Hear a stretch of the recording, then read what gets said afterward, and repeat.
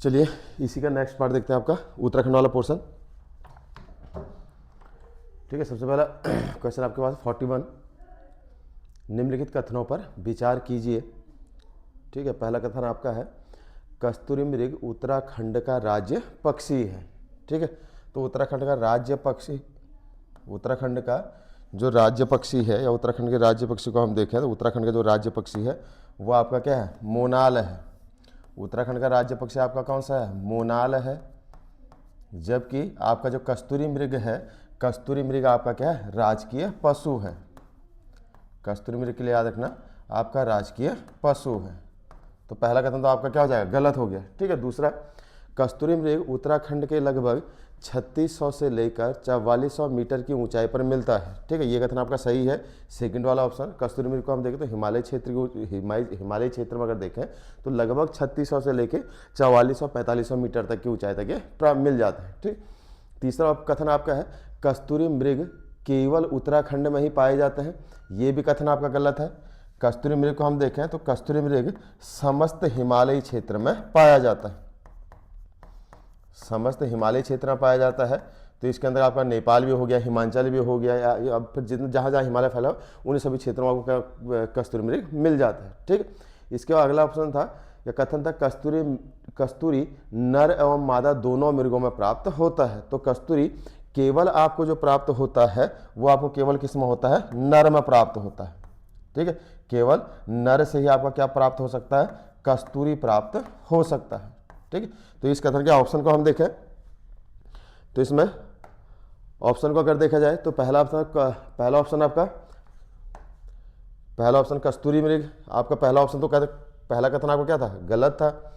दूसरा कथन हम देखें तो दूसरा कथन सही था। तीसरा कथन आपका गलत था। इसके अलावा चौथा कथन जो वो भी आपका क्या था, गलत था। आपको पूछा गया है कि गलत कथनों का चुनाव करें, तो गलत कथन कौन से हो गए, पहला आपका गलत कथन है। इसके अलावा तीसरा और चौथा, फर्स्ट, थर्ड और फोर्थ, ये आपका हो जाएगा ऑप्शन सी। तो इसका आंसर आपका हो जाएगा ऑप्शन सी।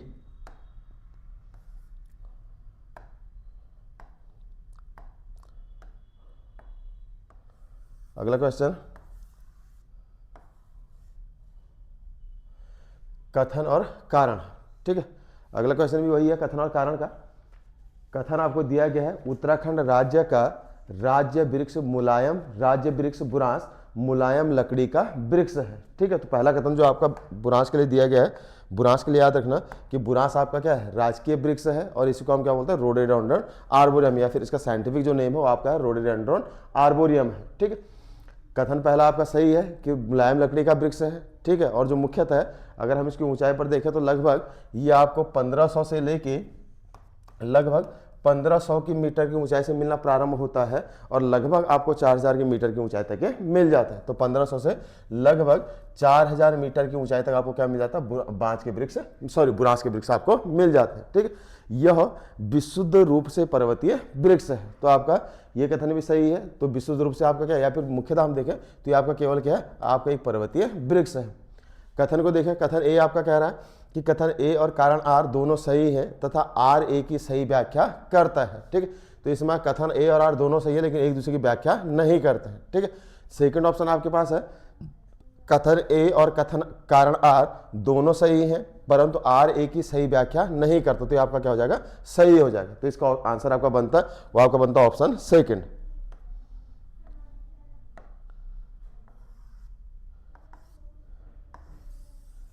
इसके बाद नेक्स्ट क्वेश्चन आपका है प्रथम लोकसभा चुनाव सुमेलन कीजिए। ठीक है, तो एक तरफ आपको लोकसभा सीट दी गई है, दूसरी तरफ बताना है कि वहां से पहले लोकसभा सदस्य कौन रहे हैं। ठीक है, तो आपकी जो पौड़ी गढ़वाल सीट थी, पौड़ी गढ़वाल सीट से या पौड़ी गढ़वाल क्षेत्र से पहले जो लोकसभा सदस्य थे, लोकसभा चुनाव जो हुए थे, इसके जो सदस्य थे वो आपके थे भक्त दर्शन। पौड़ी से आपके हो जाएंगे भक्त दर्शन,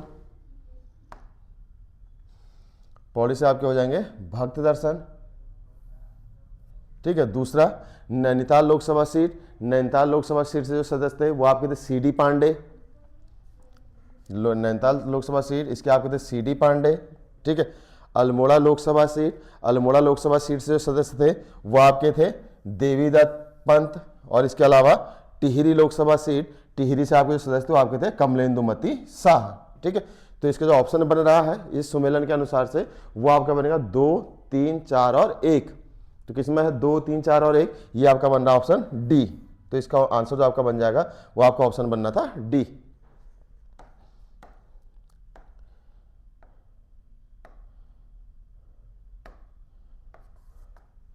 अगला क्वेश्चन,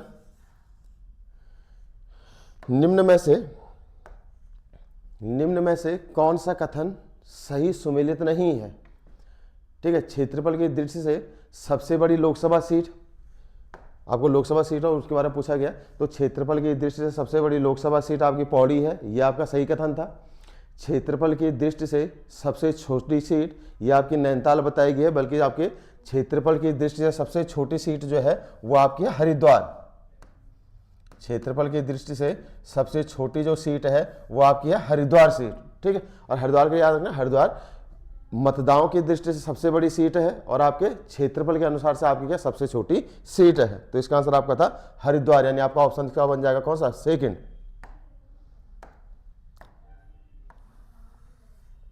अगला है 45, क्षेत्र पंचायत का क्षेत्र किसके द्वारा निर्धारित किया जाता है? ठीक है, तो क्षेत्र पंचायत सदस्यों का जो क्षेत्र होता है या उनको जो क्षेत्र डिसाइड किया जाता है वो मुख्यतः डिसाइड किया किसके जाता है, आपके राज्य सरकार के द्वारा। इसका जो निर्णय लिया जाता है वो आपका लिया जाएगा राज्य सरकार के द्वारा।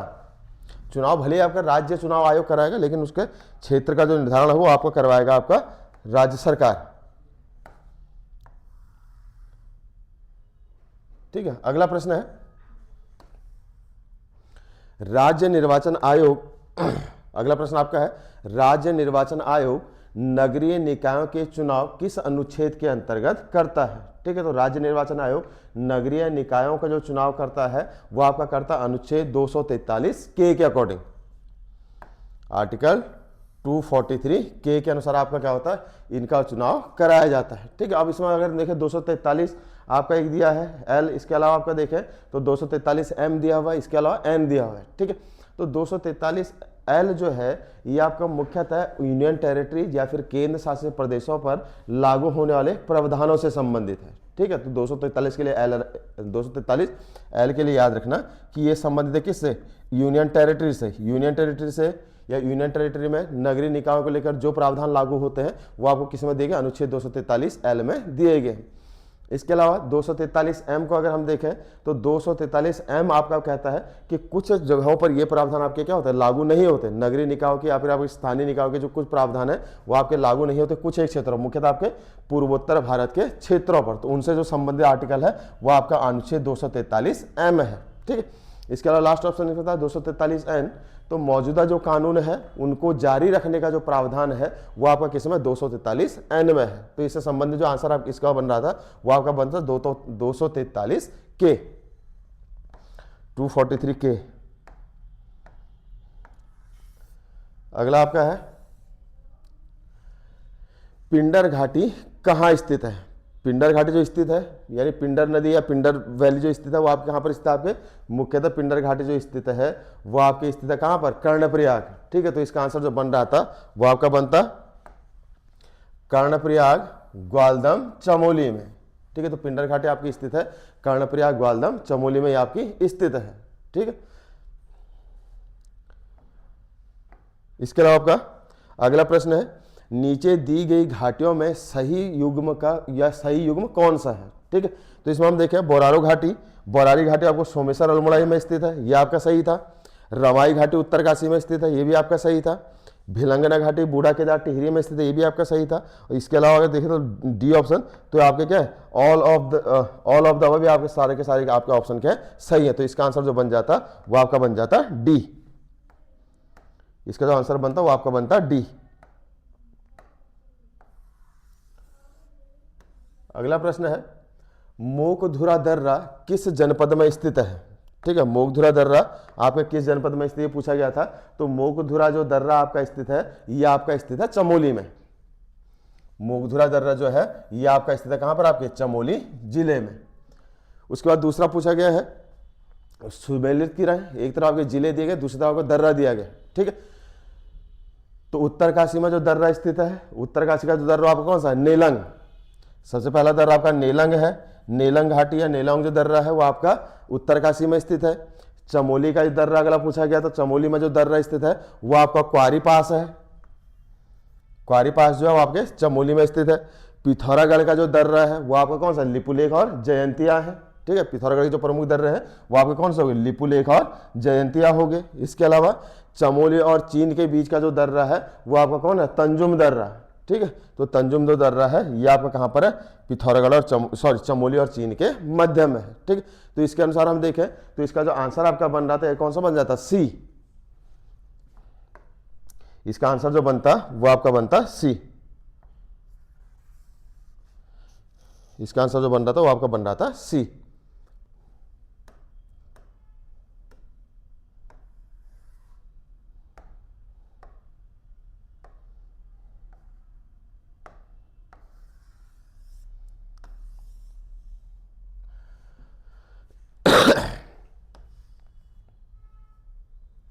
अगला आपका है बरासु दर्रा निम्न में से किसके मध्य स्थित है।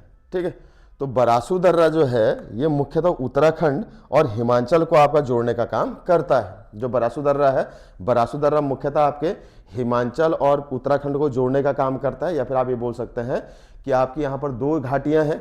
एक आपकी बरासु दर्रे के लिए याद रखना कि बरासु दर्रा जो है ये टोंस घाटी और इसके अलावा हिमाचल प्रदेश में एक घाटी है, हिमाचल प्रदेश क्षेत्र की घाटी है जिसको हम बोलते हैं बास्पा घाटी। हिमाचल प्रदेश की घाटी है जिसका नाम है बास्पा घाटी। ठीक है, तो आपके टोंस घाटी को बास्पा घाटी से जोड़ने का आपका क्या करता है, काम करता है। ठीक है, या फिर ये ना बोल के हम ये बोल सकते हैं कि ये हर की दून और किन्नौर वैली इन दोनों को आपका जोड़ने का क्या करता है, काम करता है। ठीक है, या फिर किन्नौर और उत्तरकाशी को आपका क्या करता है, जोड़ने का काम करता है। ठीक है, तो इसका जो आंसर बन रहा था हर की दून, किन्नौर और दून घाटी दोनों में, तो आपका आंसर ए और बी दोनों। ठीक है, यानी आंसर आपका कौन सा है, सी हो जाएगा।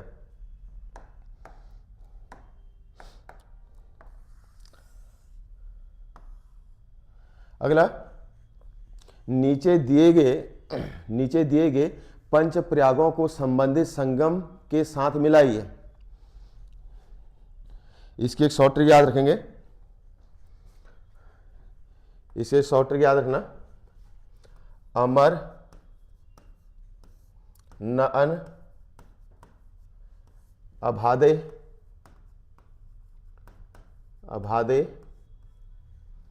ए पी के ए धोबी। ठीक है, अब जहां जहां पर भी अ और ए आ रहा है वो उसका अर्थ जो होगा वो होगा अलकनंदा। ठीक है, तो यहां पर अलकनंदा, दूसरी नदी होगी आपकी मंदाकिनी, तो दोनों का जो संगम होता है वो आपका होता है रुद्रप्रयाग में। ठीक है, और ये जहां पर आएगा उसका अर्थ अलकनंदा से होगा। ठीक है, दूसरा नंदाकिनी और अलकनंदा, इन दोनों का जो संगम होता है वो आपका होता है नंदप्रयाग में। ठीक है, इसके अलावा अलकनंदा, भागीरथी, इन दोनों का संगम होता है देवप्रयाग में। ठीक है, अलकनंदा और इसके अलावा आपका पिंडर, इन दोनों का संगम होता है आपके कर्णप्रयाग में। ठीक है, इसके बाद अलकनंदा और इसके अलावा आपका धौली गंगा, और इनका जो संगम होता है ये आपका होता है विष्णुप्रयाग में, विष्णुप्रयाग में। ठीक है, तो यहां पर पूछा गया था विष्णुप्रयाग, पहला ऑप्शन विष्णुप्रयाग था, तो विष्णुप्रयाग में आपका दो नदियों का संगम होता है, एक आपका कौन से अलकनंदा है और दूसरी आपकी कौन सी होगी, धौली गंगा या पश्चिमी धौली गंगा होगी। ठीक है, नंदप्रयाग जो है, नंदप्रयाग में अलकनंदा और नंदाकिनी का संगम होता है, यानी आपका चौथा वाला हो गया। कर्णप्रयाग में अलकनंदा और पिंडर का संगम होता है, यह आपका हो जाएगा कर्णप्रयाग। रुद्रप्रयाग में अलकनंदा और मंदाकिनी का संगम होता है, रुद्रप्रयाग में अलकनंदा और मंदाकिनी यानी तीसरा वाला हो गया। इसके अलावा देवप्रयाग में आपका अलकनंदा और भागीरथी का क्या होता है, संगम होता है। ठीक है, तो ये आपका क्या होता है, इसका सम्मेलन हो जाता है। ठीक है, तो इसका जो आंसर इसके अनुसार से बन रहा था, या ऑप्शन जो बन रहा था आपका कौन सा बनता, सेकंड, सॉरी, इसका जो आंसर बनता वो आपका बनता ए वाला। ठीक है, तो इसका आंसर आपका हो जाएगा ए या फिर ए ऑप्शन 2 4 1 3 5।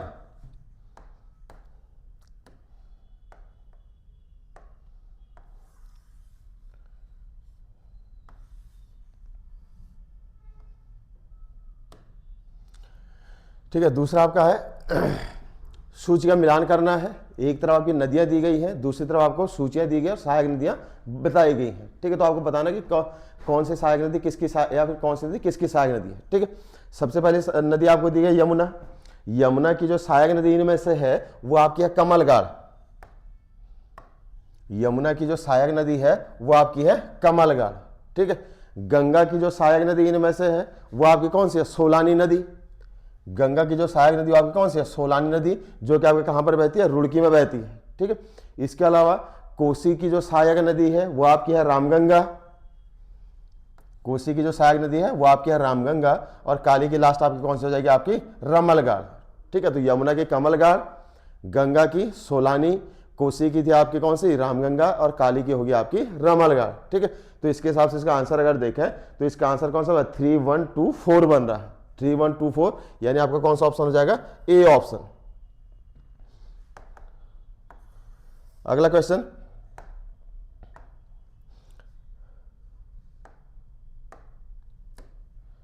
अगला क्वेश्चन आपका है उत्तराखंड की प्रमुख नदियों का उनकी लंबाई के अनुसार बढ़ता हुआ क्रम लिखें।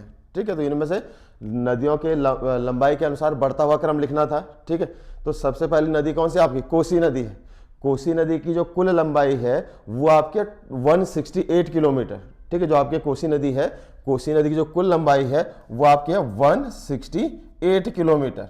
ठीक है, दूसरी नदी आपके पास काली नदी है। काली नदी की जो कुल लंबाई है वो आपके 252 यानी 252 किलोमीटर। 252 किलोमीटर।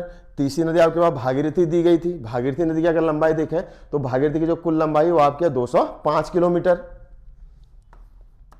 205 किलोमीटर। और अलकनंदा, अलकनंदा की जो कुल लंबाई है वो आपके 195 किलोमीटर, 195 किलोमीटर। ठीक है, अब इनको आपको क्या लगाना था, बढ़ते हुए क्रम में लगाना था। तो आपका सबसे पहला कौन सा आएगा, कोसी, यानी सबसे पहले 1, उसके बाद सेकंड नंबर पर जो नदी आती ऑप्शन आता हुआ था 4 यानी अलकनंदा। तीसरे पर जो आता वो आपका आता 3 यानी भागीरथी। और लास्ट में आपका आता 2, 1 4 3 और 2, 1 4 3 और 2 यानी ऑप्शन ए हो गया।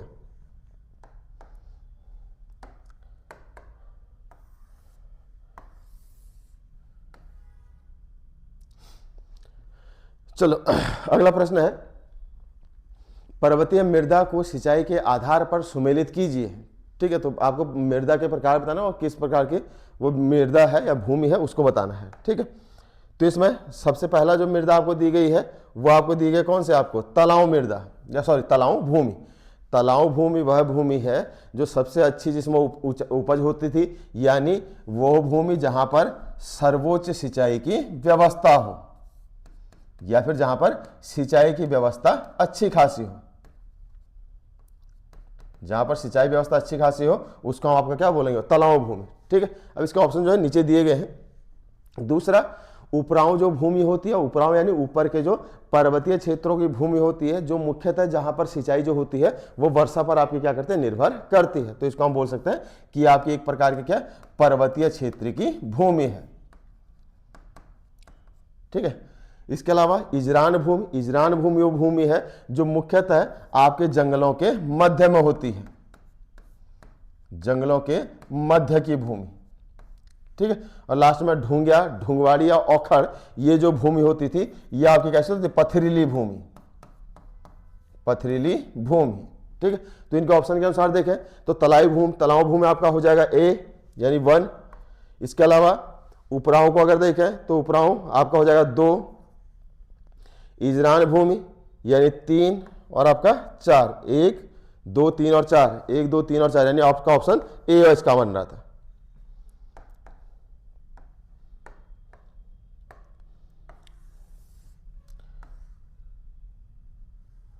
अच्छा, अगला प्रश्न उससे है भूमि से, लेकिन आपको जिला बताना है। ठीक है, तो पहला आपका है, पहला इसमें है सर्वाधिक ऊसर भूमि वाला जिला। तो सर्वाधिक ऊसर भूमि वाला जो जिला है वो आपका है चमोली। सर्वाधिक ऊसर भूमि वाला जो जिला है वो आपका कौन सा है? चमोली है। सर्वाधिक परती भूमि वाला जो जिला है वो आपका कौन सा है? पौड़ी है।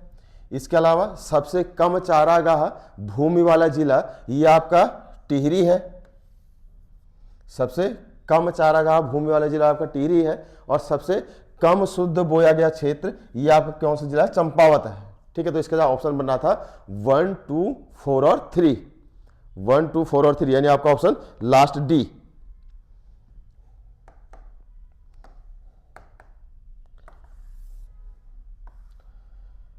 ठीक है, इसके बाद अगला है उत्तराखंड में 1925 में सेब का पहला बागान कहां पर लगाया गया था? तो सेब का जो पहला बागान लगाया गया वो कहां पर लगाया गया? आपके उत्तरकाशी में। और यहां पर खेती को बढ़ावा देने या सेब की खेती को बढ़ावा देने वाला जो प्रमुख व्यक्ति था वो आपका था फ्रेडरिक विल्सन। नाम याद रखना, फ्रेडरिक विल्सन। ठीक है,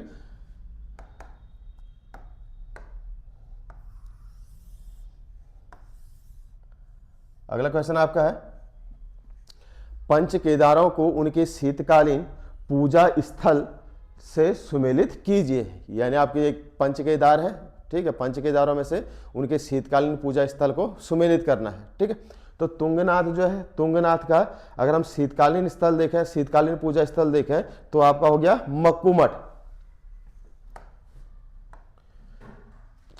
तुंगनाथ जो है, तुंगनाथ का शीतकालीन जो आवास है या फिर आपका शीतकालीन जो पूजा स्थल है वो आपका हो गया मक्कू मठ। रुद्रनाथ का देखें तो रुद्रनाथ का जो आपका शीतकालीन स्थल है, रुद्रनाथ का जो शीतकालीन स्थल है आपका क्या हो जाएगा? गोपेश्वर मंदिर। रुद्रनाथ का हो गया गोपेश्वर मंदिर। इसके अलावा आपको दिया गया था मदमहेश्वर। मदमहेश्वर का जो आपका शीतकालीन आवास है ये आपका है ओंकारेश्वर मंदिर। हाँ, चौथा यानी मदमहेश्वर का हो गया ओंकारेश्वर मंदिर। कल्पेश्वर नाथ मंदिर, कल्पेश्वर नाथ मंदिर ऐसा पंच केदार है जिसके कपाट आपके पूरे वर्ष भर खुले रहते हैं।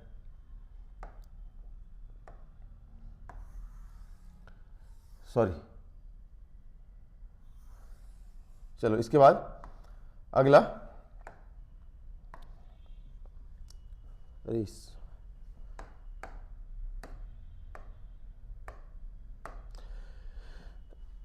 कत्यूरी शैली में निर्मित केदारनाथ मंदिर किन पर्वत शिखरों के मध्य में स्थित है? ठीक है, तो केदारनाथ जो मंदिर है ये आपके खर्चाखंड, भरतखंड, केदारखंड इन तीनों के मध्य में स्थित है। तो ऑप्शन आपका होता 1, 2, 3 यानी आपका लास्ट आपका डी।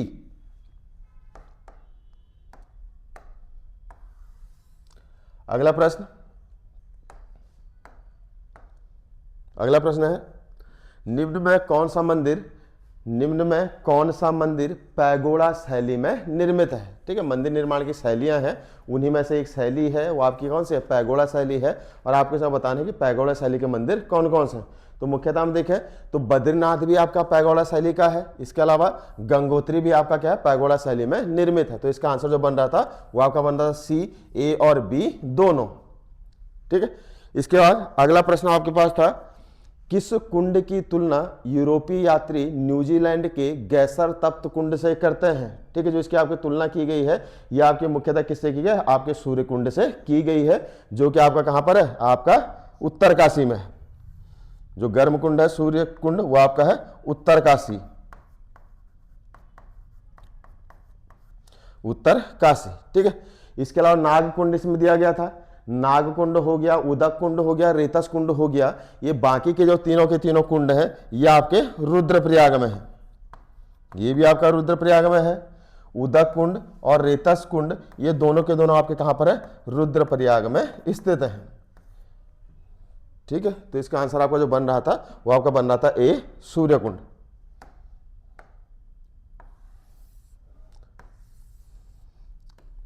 इसके बाद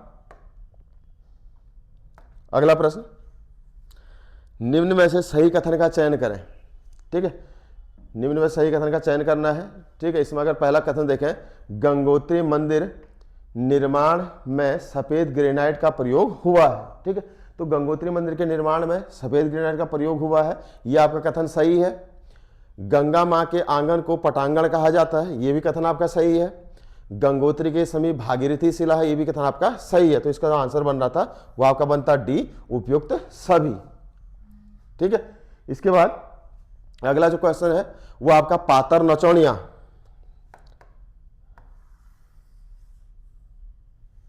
अगला प्रश्न पूछा गया है पातर नचौनिया के लिए। पातर नचौनिया नामक स्थान का संबंध किस यात्रा से है? ठीक है, जो आपका पातर नचौनिया नाम की एक जगह है उसका जो संबंध वो आपका किससे है? नंदा राजजात यात्रा से है। ठीक है, नंदा राजा यात्रा के लिए याद रखना, नंदा राजा यात्रा प्रत्येक 12 वर्ष में आयोजित होती है। नंदा राजा जो यात्रा है वो प्रत्येक 12 वर्ष में आयोजित होती है। आपके कहां से? नौटी गांव चमोली से। ठीक है, और याद रखने की नंदा देवी की 2 यात्राएं होती हैं, एक तो 12 वर्ष में एक बार होती है और एक यात्रा आपकी प्रतिवर्ष होती है। एक दूसरी यात्रा और होती है जो प्रतिवर्ष होती है और उसको आप बोलते हैं लोकजात। इसको बोला जाता है लोकजात यात्रा। और ये आपकी जहां से होती है ये आपका है कुरुड़ गांव। एक गांव है कुरुड़ गांव, वहीं पर नंदा देवी मंदिर है और वहां से आपकी कौन सी यात्रा स्टार्ट होती है? आपके लोकजात यात्रा स्टार्ट होती है, जो कि आपके प्रतिवर्ष आयोजित होती है। और प्रतिवर्ष जो आयोजित होती है आपके होती है आपके भाद्रपद माह में। भाद्रपद माह में यानी आपका अगस्त सितंबर का जो टाइम होता है तब आपकी यात्रा स्टार्ट होती है। ठीक है, अगला प्रश्न 64, पश्चिमी नेपाल की देन हिल यात्रा उत्सव का मुख्य पात्र है। ठीक है, तो आपका जो हिल यात्रा है ये मुख्यतः आपका नेपाल का एक उत्सव है जो आपके नेपाल से लगे हुए क्षेत्रों में मनाया जाता है, मुख्यतः आपके पिथौरागढ़ क्षेत्र में। ठीक है, तो इसका जो मुख्य पात्र है वो आपका है लखिया भूत। तो पश्चिमी नेपाल की जो देन हिल यात्रा उत्सव है उसका जो मुख्य पात्र वो आपका कौन सा? लखिया भूत है।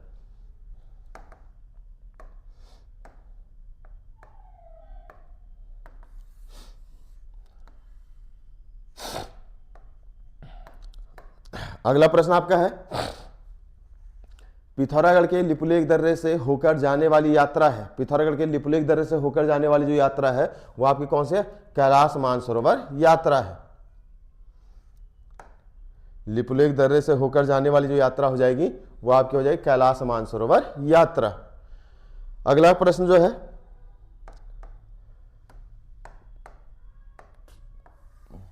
एक तरह आपको मेले दिए गए हैं, मेलों को आपको सम्मिलित करना है कि उनका आयोजन कहां पर होता है। ठीक है, जैसे पहला मेला है झंडा मेला। झंडा मेले का जो आयोजन होता है ये आपका होगा कहां पर? आपके देहरादून में। ठीक है, इसका आयोजन आपका हो गया देहरादून में। पत्थरमार बगवाल मेला, पत्थरमार बगवाल जो होता है ये आपका होता है देवीधुरा में। ठीक है, ये आपका हो गया देवीधुरा। जयंती मेले का जो आयोजन होता है, जयंती मेले का आयोजन आपका होगा कहां पर? अल्मोड़ा। जयंती मेले का आयोजन आपका हो गया अल्मोड़ा। और लास्ट आपका लोसर मेला, लोसर आपका होता है डुंडा उत्तरकाशी में। ठीक है, तो इसका हो गया आपका 1, तो 3 4 2 1, 3 4 2 1 यानी आपका ऑप्शन सी।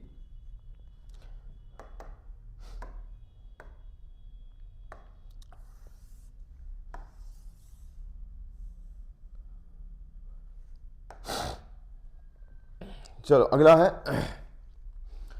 कथनों पर विचार करें। रामायण उत्सव का आयोजन बैसाख माह में चमोली जिले के जोशीमठ ब्लॉक के सुलूड़ डुंगरा या डुंगरी गांव, डुंगरा आदि गांव में किया जाता है। ठीक है, तो पहला कथन आपका सही है। दूसरा है कथन 2, रामायण में 18 मुखौटे, 18 ताल, 1 दर्जन जोड़ी ढोल दमाओं, 8 भंकोरों द्वारा भावों की अभिव्यक्ति की जाती है। ठीक है, तो दूसरा कथन भी आपका सही है। तो आपके पहला कथन और दूसरा कथन दोनों के दोनों कथन आपके क्या सही है। तो कथन इसका आपका आंसर बनता है सी। कथन 1 और कथन 2 दोनों सत्य हैं। इसके लिए याद रखना रामायण जो उत्सव होता है चमोली में आयोजित होता है। इसमें किसी भी प्रकार का गायन नहीं होता है, फिर किसी प्रकार का गीत इसमें नहीं गाया जाता है। केवल इसमें जो भी आपका एक्सप्रेशन या जो भी भाव इसमें अभिव्यक्ति होगी वो केवल आपके तालों पर दी जाती है।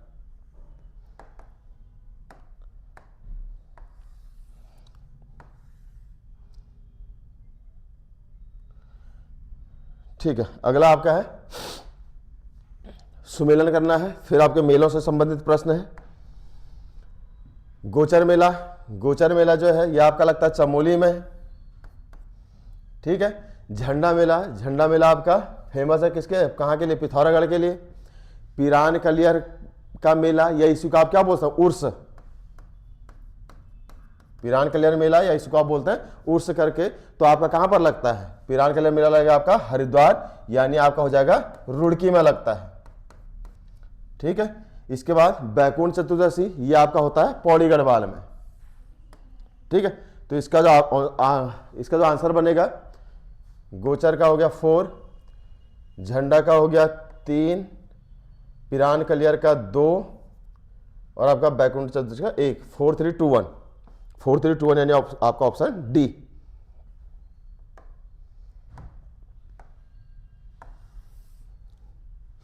अगला प्रश्न,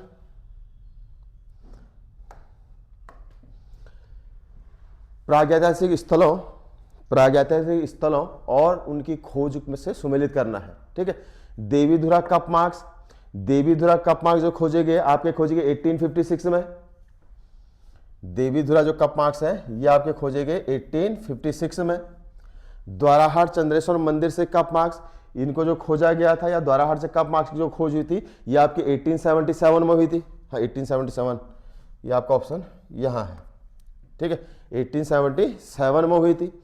इसके अलावा लाखों उडियार की खोज आपके एमपी जोशी ने की थी। कब? आपके 1968 में।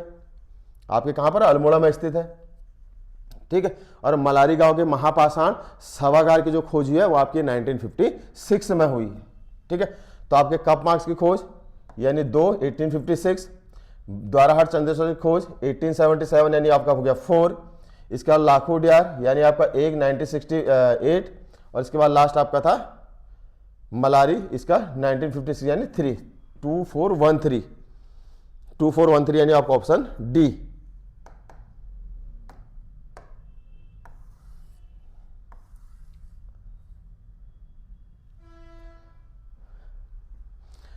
प्रागैतिहासिक काल की कौन सी गुफा नागफनी के आकार की प्रतीत होती है? ठीक है, प्रागैतिहासिक काल की कौन सी ऐसी गुफा है जो आपके नागफनी के आकार की प्रतीत होती है? ये आपकी गुफा कौन सी है? आपके लाखों गुफा है, लाखों गुफा अल्मोड़ा। ये आपकी हो जाएगी लाखों गुफा अल्मोड़ा। और लाखों गुफा अल्मोड़ा की जो खोज हुई है ये आपकी 1968 में की गई है एमपी जोशी के द्वारा। 1968 एमपी जोशी, ठीक है, या महेश्वर प्रसाद जोशी। ठीक है, इसके अलावा ग्वारखिया गुफा चमोली में है। ठीक है, इसकी खोज आपके राकेश भट्ट ने की थी, राकेश भट्ट।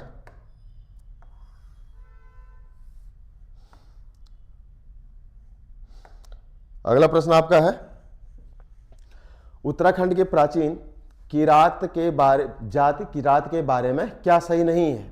ठीक है, किरात आपके उत्तराखंड की प्राचीन जाति रही है या जनजाति रही है, इनके बारे में आपको प्रश्न आपके कुछ कथन दिए गए हैं। सबसे पहला है ये आखेट और पशुचारक थे, ये आपका सही है। ये आपके मुख्यतः आखेटक जाति थी या फिर मुख्यतः आपके क्या था? हंटर्स थे। ठीक है, इन्हें किन्नर किर पुरुष भी कहा गया है, ये भी कथन आपका सही है। इनको किन्नर किर पुरुष आदि नामों से जाना गया है। ठीक है, महाभारत में इनका उल्लेख नहीं है। ठीक है, तो मुख्यतः हम देखें महाभारत में इनका उल्लेख नहीं है, ये आपका कथन गलत है। ठीक है, इसके अलावा पुराणों में गंगा पार्वती दुर्गा को किराती कहा गया है, ये भी आपका सही है। ठीक है, तो इसमें आपके जो आपका गलत ऑप्शन था वो आपका कौन सा था? सी,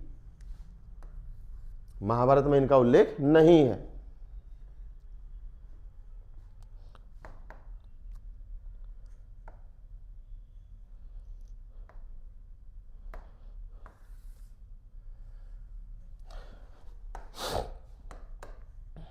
भोटिया जनजाति के लिए पूछा गया है, भोटिया जनजाति के लिए बताना है कि कहां पर कौन कौन सी जाति निवास करती है, उनके कौन कौन से क्षेत्रों में कौन सी निवास करते हैं।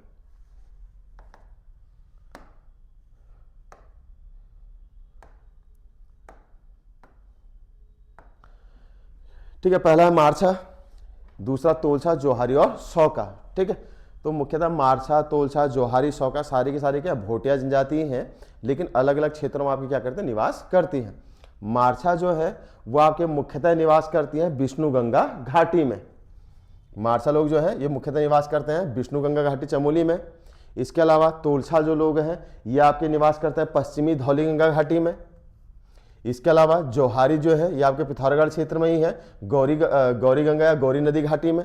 इसके अलावा सौका जो है ये आपके पिथौरागढ़ क्षेत्र के, यहाँ आपके कहाँ के पूर्वी धौलीगंगा व काली नदी घाटियों के क्षेत्रों में। ठीक है, तो यहाँ पर इसका जो ऑप्शन बन रहा था 1 2 3 और 4, 1 2 3 और 4 यानी आपका ऑप्शन सी।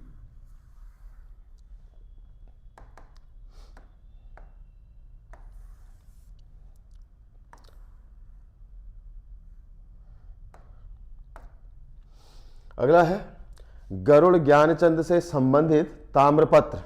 ठीक है, ताम्रपत्र है यानी बताना है गरुड़ ज्ञानचंद से संबंधित ताम्रपत्र कौन कौन से हैं। ठीक है, तो मुख्यतः हम देखें सेरा खड़कोट ताम्रपत्र भी इसी से संबंधित है, गोबासा ताम्रपत्र भी इससे संबंधित है और मझेड़ा भी इससे संबंधित है। तो मुख्यतः तीनों ताम्रपत्र जो है ये आपके इससे संबंधित है, 2 3 और 4।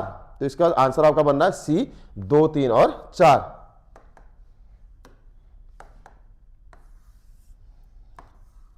अगला प्रश्न, कुमाऊं इतिहास में पवाड़ों के लिए प्रसिद्ध चंद शासक कौन सा है। ठीक है, मुख्यतः पवाड़ों के लिए प्रसिद्ध जो चंद शासक है वो आपका है भारती चंद। ठीक है, और भारती चंद प्रमुख शासक है जिसने 12 वर्षीय युद्ध आपका लड़ा था। इसने 12 वर्षीय युद्ध लड़ा था और इस युद्ध को लड़ने के लिए सेना गठन किया था जिसको आप आपको क्या बोलते हैं, कटक सेना। कटक सेना का गठन भी इसने किया था। ठीक है, 12 वर्षीय युद्ध लड़ा था और 12 वर्षीय युद्ध लड़ने के बाद वहां के राजा या डोटी के राजा को पराजित किया था और उसके बाद अपना स्वतंत्र राजा बन गया था, या फिर राजा बनते ही स्वतंत्रता घोषित की थी और आपके डोटी राजा से 12 वर्षीय युद्ध लड़ा था। कुमाऊं का प्रथम शासक कौन था। ठीक है, लेकिन आपके लास्ट में दिया भी गया है कि हर्षदेव जोशी के अनुसार। ठीक है, तो हर्षदेव जोशी के अनुसार प्रथम जो स्वतंत्र शासक था वो आपका कौन था, थोहरचंद माना गया। तो प्रथम जो आपका स्वतंत्र शासक माना गया हर्षदेव जोशी के अनुसार किसको माना गया, आपके थोहरचंद को माना गया। ठीक है,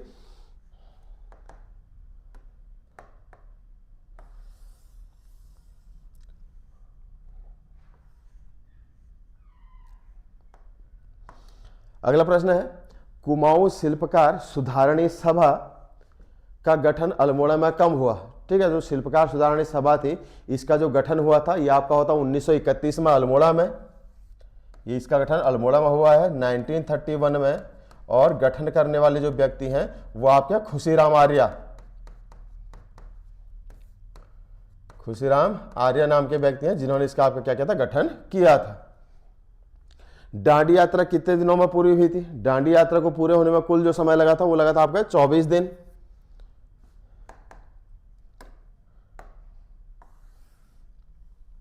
अगला प्रश्न, गांधी जी ने सल्ट को कुमाऊं की बारदोली कहा है। कुमाऊं की बारदोली कहा है। ठीक है, ये कथन आपका सही है। 1929 में सल्ट में एक बड़ा किसान आंदोलन हुआ था, ये कथन आपका गलत है। ठीक है, जो आपको कुमाऊं की बारदोली कहा गया था ये आपके यहाँ पर एक आंदोलन हुआ था या फिर यहाँ पर गोलीबारी की गई थी अंग्रेजों के द्वारा। ये आपके 1942 में 5 सितंबर को। और आज भी आपके जो सल्ट ब्लॉक है, सल्ट ब्लॉक में एक क्षेत्र है आपका खुमाड़ करके, वहां पर आपका आज भी क्या होता है 5 सितंबर को यानी शिक्षक दिवस के दिन वहां पर आपका शहीद दिवस मनाया जाता है। ठीक है, तो आपका इसका जो कथन ए था ये तो आपका सही था, लेकिन जो कथन आर था वो आपका गलत था। ठीक है, तो ए और आर दोनों सही, ए सही है और आर गलत है, यानी आपका ऑप्शन हो गया ए।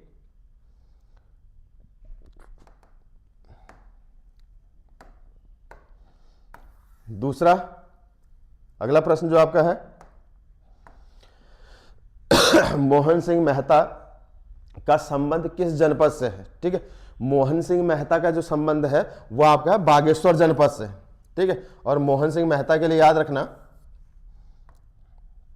मोहन सिंह मेहता के लिए एक पॉइंट याद रखना कि स्वतंत्रता संग्राम के दौरान, स्वतंत्रता संग्राम के दौरान या संग्राम के समय जेल जाने वाले पहले व्यक्ति उत्तराखंड से, समय उत्तराखंड के प्रथम व्यक्ति जो जेल गए थे, उत्तराखंड के प्रथम व्यक्ति जो आपके जेल गए। ठीक है, तो इनके लिए पॉइंट याद रखना कि उत्तराखंड से स्वतंत्रता संग्राम के दौरान जेल जाने वाले जो प्रथम व्यक्ति आपके तो मोहन सिंह मेहता थे और इनका जो संबंध है वो आपका है बागेश्वर से।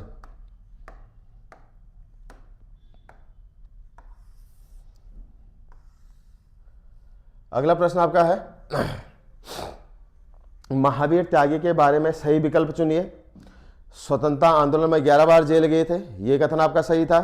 दूसरा है 1973 में 6 माह के लिए उत्तर प्रदेश के मुख्यमंत्री रहे, ये कथन आपका गलत है।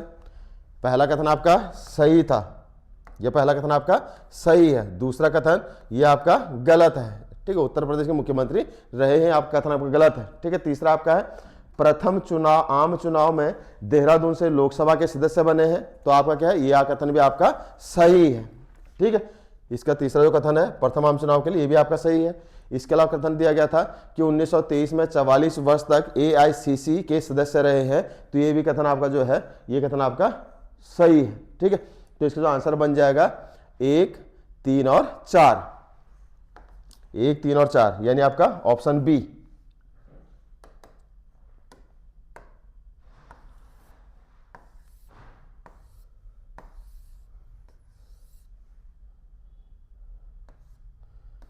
ठीक है, तो आज अभी के लिए इतने प्रश्न आपके थे जो उत्तराखंड से संबंधित थे।